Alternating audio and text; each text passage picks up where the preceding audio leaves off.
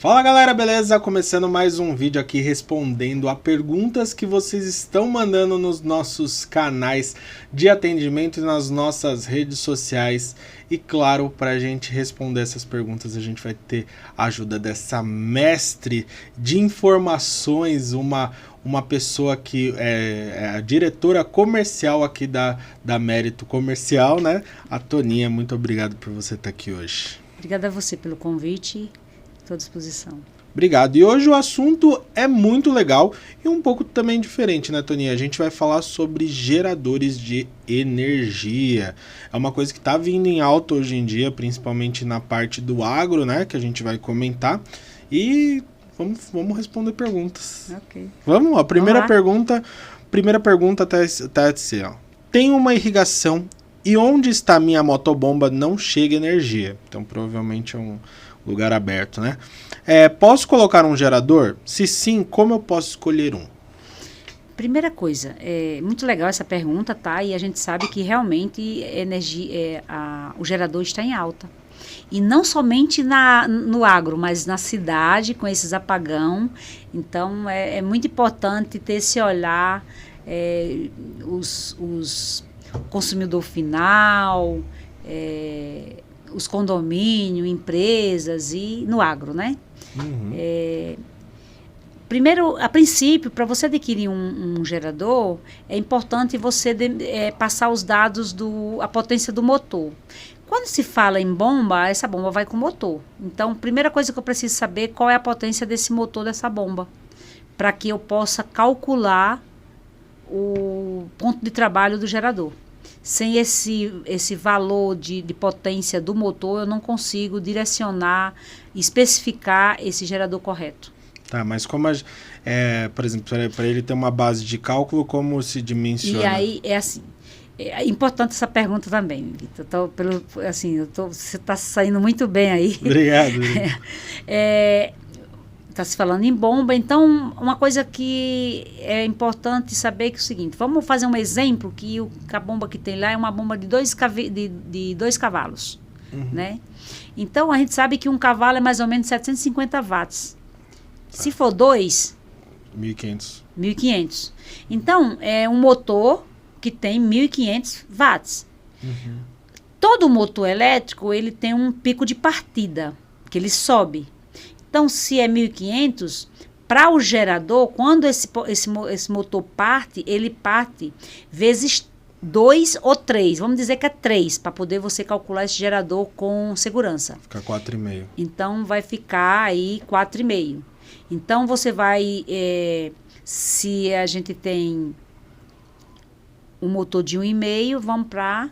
4,5, né? 4.500 watts. Ou então, 4 kVAs e meio. Não. Tem 2 cavalos. Um cavalo é equivalente a 750 kVA, watts. né? Que quilowatts. kVA, quilowatts. Então, vamos dizer que é 4.500 quilowatts, tá? E aí, você vai ter que botar, se for para esse gerador, se for trabalhar exclusivamente, somente com essa bomba, um gerador no mínimo de 5 kVA. De 5 kVAs. 5 kVA. Para poder partir um motor de 2 cavalos.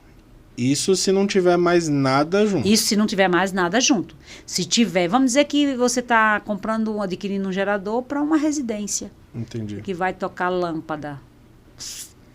10 lâmpadas ou 5 lâmpadas. Ainda mais de LED. Aí você de LED. Então não tem partida em lâmpada, tá? Mas você vai comprar um geradorzinho, você vai somar e vai comprar um geradorzinho ali próximo daquilo que você vai consumir.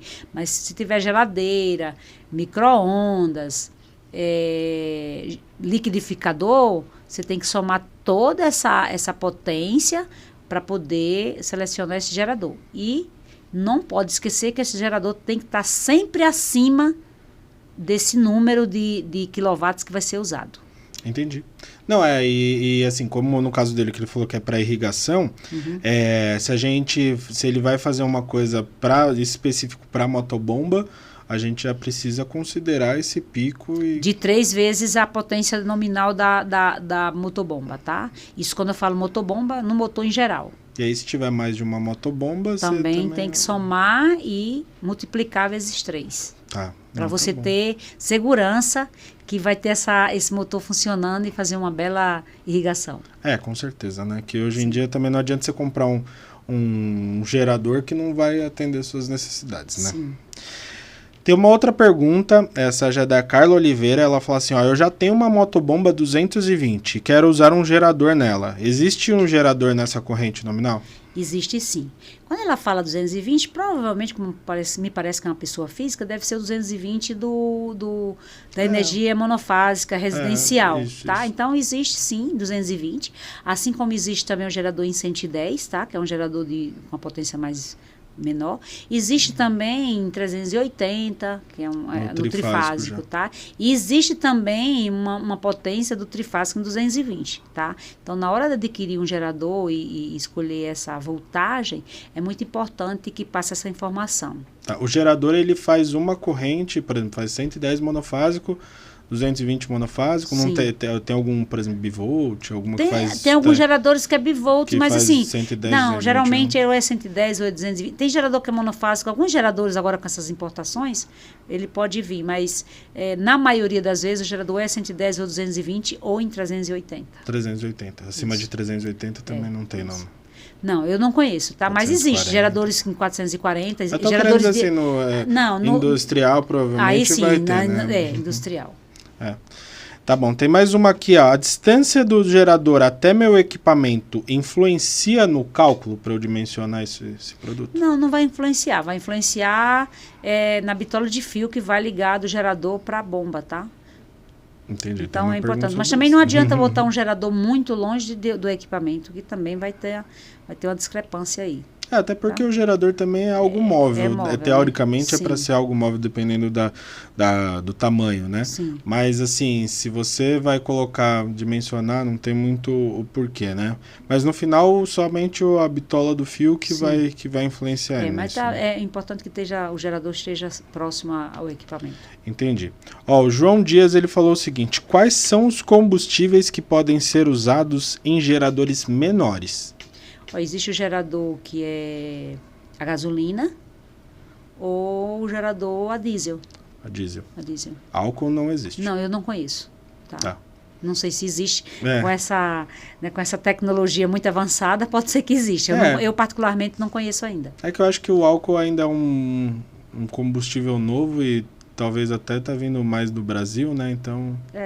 eu particularmente não conheço. Eu conheço ele a diesel ou a gasolina. E tem diferença entre um e outro, em potência, alguma coisa assim? Não. É só combustível mesmo? Não, só combustível mesmo.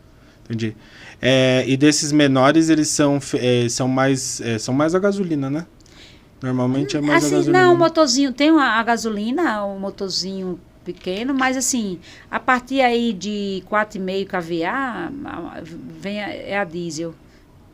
Tá? Até porque eles assim, não sei como é que está hoje o preço, mas é mais econômica a diesel, uma coisa era mais voltado para a economia a diesel, tá? Eu não sei como é que está hoje gasta menos no diesel, será o... Sim, a gasolina sempre foi mais cara do que o diesel. Então, às vezes as pessoas queriam economizar. Não sei como é, acho que hoje está bem ali equivalente, né, os valores. Mas o consumo é o mesmo. O consumo é o mesmo. Gasta 1 litro de diesel, gasta 1 litro de gasolina. É a mesma coisa. Entendi. Essa próxima pergunta é muito boa, hein? Quem fez foi a Luana. Ela falou assim, minha casa tem elevadores e muitos... minha casa tem elevador, tem um elevador, né? E muitos pontos de ar-condicionado.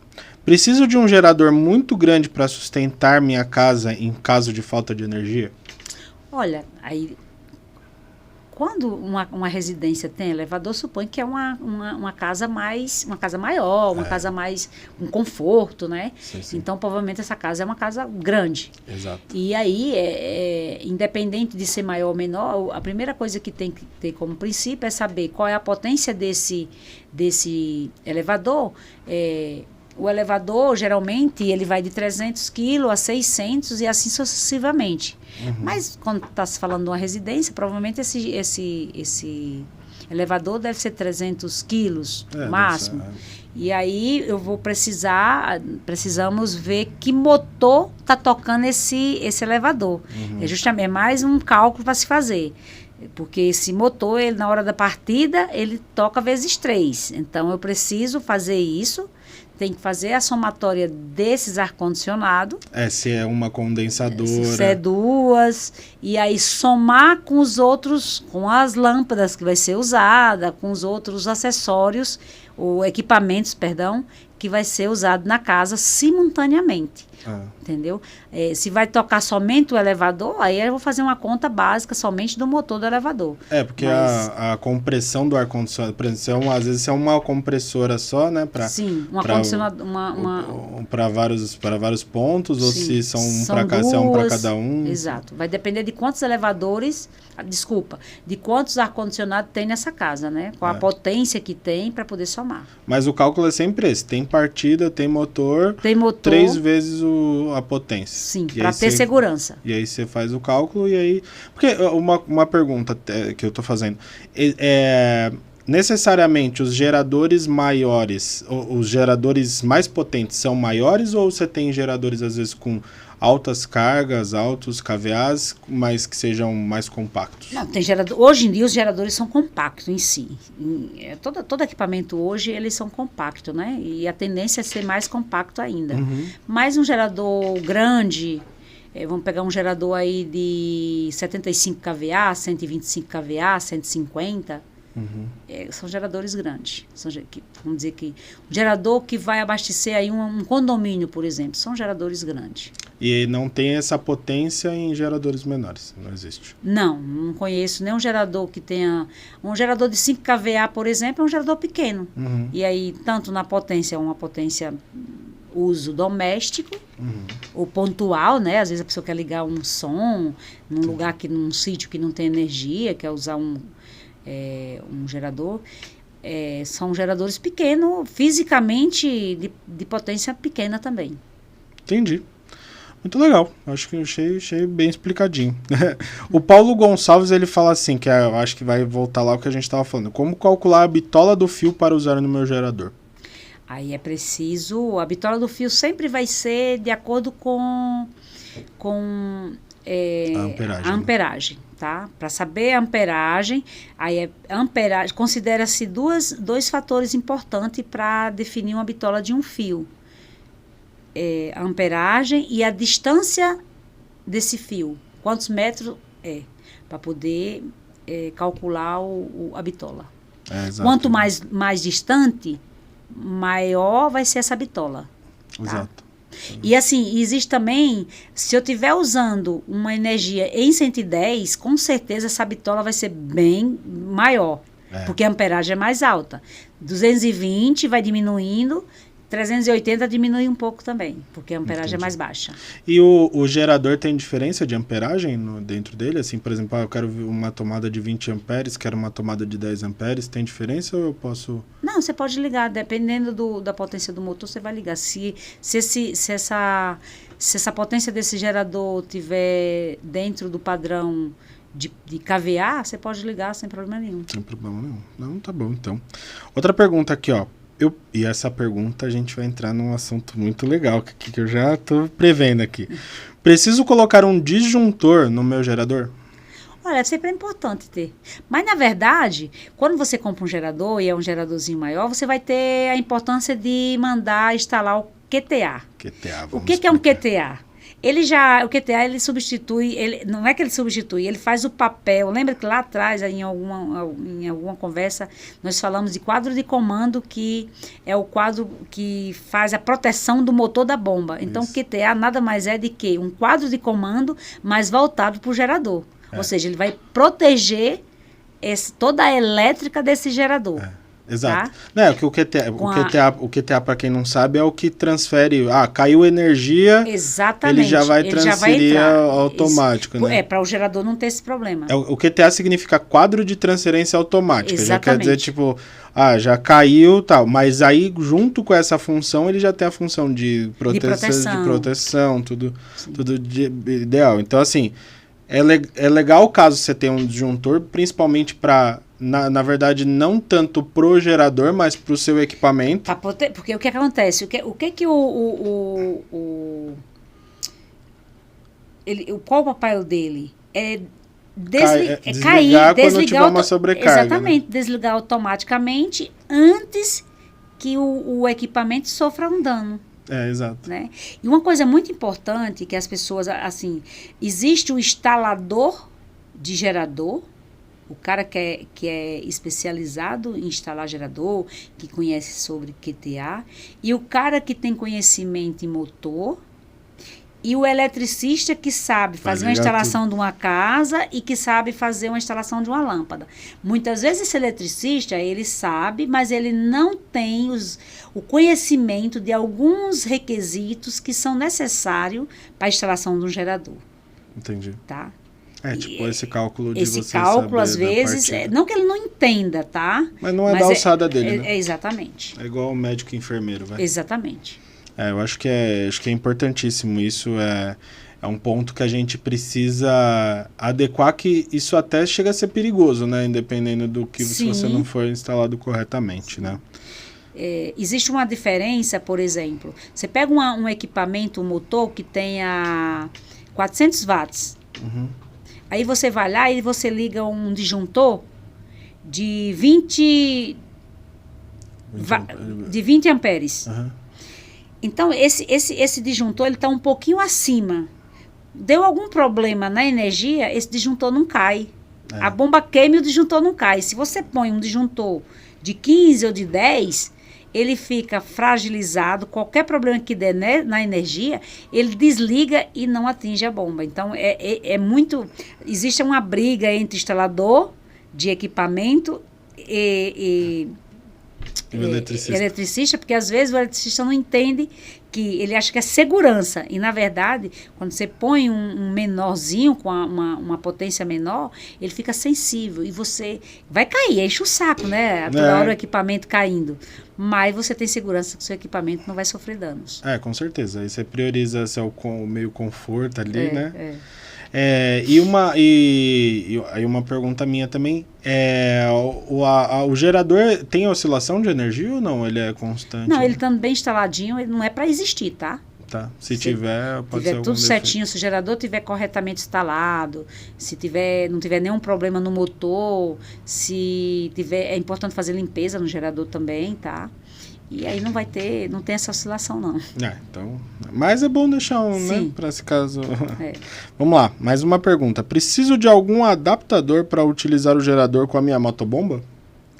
Não, acho que é a instalação normal. Você vai lá ligar, né, com os requisitos e a preocupação de estar bem instalado, com bitola de fio adequado, tudo direitinho, não é necessário. Tá, entendi. E a última pergunta, da Maísa. Existem geradores móveis com rodas e etc? Existe sim, os geradores menores, ele vem com rodinha. Alguns vêm, outros não. Depende muito da marca, tá? Quando é um geradorzinho maior, acima de 5 kVA, geralmente que não tem rodinha, mas alguns têm, às vezes o cara que comprou, ele manda fazer um carrinho ali e coloca o geradorzinho para ficar puxado de um lado para outro. Mas tem algum geradorzinho que vem com os 2 pneuzinhos e carrega assim. Já direto para isso, né? Mas aí normalmente não é gerador muito grande também, né? Não é muito grande, não. Porque hoje, por exemplo, eu vejo principalmente, a gente falou da parte de irrigação, às vezes a pessoa tá ali, fez a irrigação e depois ela pode sair e tal. Hoje esses geradores já são a prova d'água, por exemplo? Pode pegar chuva, por exemplo? Não, tem os geradores fechados, tá? Tem alguns que é fechado, tem gerador aberto e gerador fechado, tá? Tem essa diferenciação. Então, na verdade, o gerador não é para ficar... O gerador fechado, que é o profissional, ele pode ficar fora. Tá? Ele é o blindado. Em caso de chuva, por exemplo. Eu acredito que nesses prédios, em condomínios, ele fica exposto na chuva. Grandes obras, quando ele compra um gerador, ele quer ter um gerador fechado. Tá? Então, ele está à prova de água e de sol, não tem problema nenhum. Mas esses geradores menores, é importante que não esteja exposto.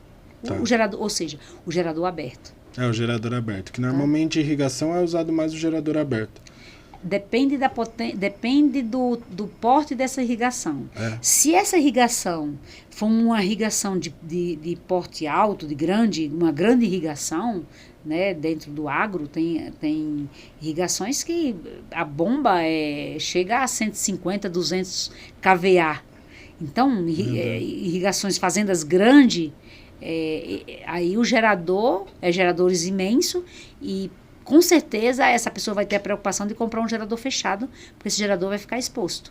Às vezes esse gerador está em cima de alguma coisa, eles fazem um cavalete para colocar esse gerador, muitas vezes fazem lá uma casinha para esse gerador, tá? Então são geradores grandes, eles se preocupam em comprar geradores fechados.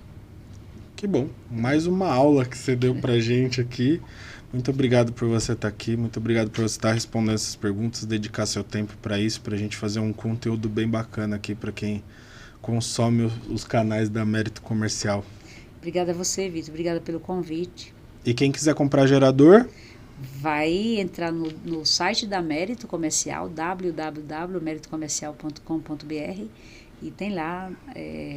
tudo que quiser só gerador. Clicar e se tiver alguma dúvida vai ligar e alguém vai tirar só também ligar pra gente, né? Sim. É isso que Exatamente. vão ter especialistas ali que sabem atender a gente. Vai conduzir, vai direcionar, sem dúvida, o equipamento melhor que se adequa à situação de qualquer consumidor final.